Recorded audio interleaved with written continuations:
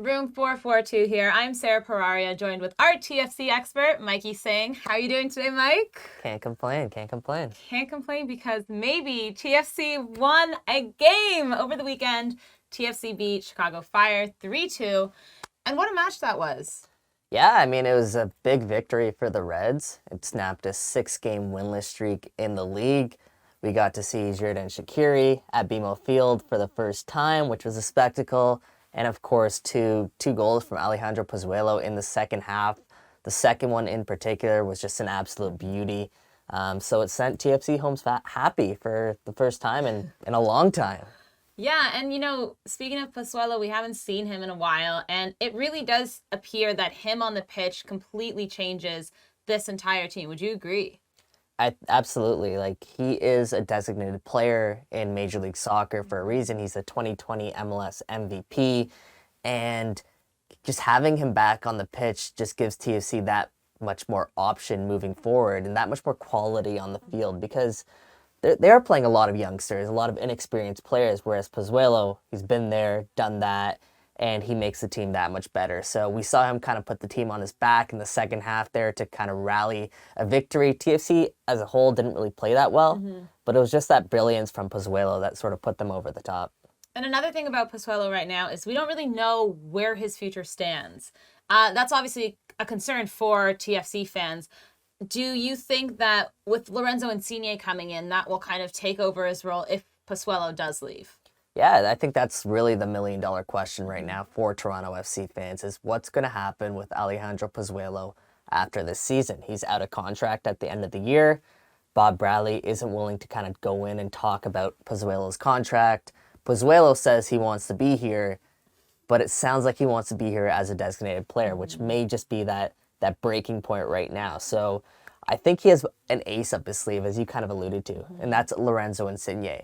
What happens when Pozuelo and Lorenzo Insigne link up together on the field? What does that look like? So that could really define Pozuelo's future these next upcoming 6-7 months when he does link up with Insigne. And if they do form a really lethal relationship up top, I think he might be playing for his future here. So we'll see. I mean, I would think the two of them together would be absolutely unbelievable to watch. And, they're also two players that are coming from Europe. That's a whole different skill level, I know we saw with Giovinco back in the day, like, he brought all that talent. But imagine having two players kind of at that level playing together. I think, if I'm TFC, if I have the financial means to do it, I would try and keep them both, because it's so difficult in MLS to have two players at that level. But you're right. But what we should also acknowledge is, I think the biggest issue is away from the ball. When the ball's not at their feet, what are they doing in the game? Can you afford to have both Insigne and Pozuelo, who don't really love to defend, let's say, could you afford to have them both on the pitch at the same time? And that's kind of what the team, I think, is kind of trying to navigate through. What does that exactly look like? Yeah, absolutely. Other big news over the weekend is Osorio. One off injured. How concerned are you about this injury? I think it's starting to be a really big concern, because it's not now it's not just one time.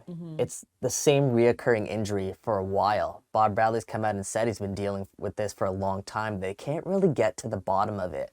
And that's concerning for me, because okay, he can play through it sometimes, and then other times it just really flares up and acts up, and they still can't find the cause. He went for an MRI a couple weeks ago, didn't really get into too much detail exactly what it showed, but it seemed like he could play through it.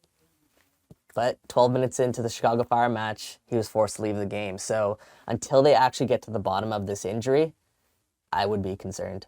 And not only a concern for TFC, but of course Team Canada, which there is a bit of an international break now. And Osorio won't be at the Team Canada men's camp?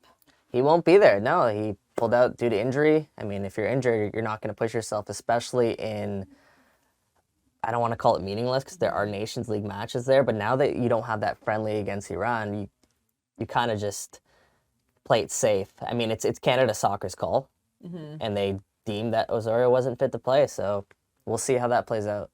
Finally, I just want to ask, TFC are taking on Forge this weekend in the 2020 Canadian Championship. What are we thinking about that? I'm not thinking about that very much, to be quite honest. There's not really, it's a trophy, a trophy that was 2 years ago. There's nothing else really at stake. TFC have injury concerns, as we kind of discussed, and I'm not sure how much weight they're kind of putting into this match. It'll be a good test for both sides, because when TFC faced Halifax not too long ago, they kind of got a run for their money there. Now, against Forge, who's definitely a better Canadian Premier League side, this could be an opportunity for Forge to kind of pull off their first victory over Toronto FC and Toronto FC's first loss to a Canadian Premier League side. So I think that's kind of what's in the cards right now.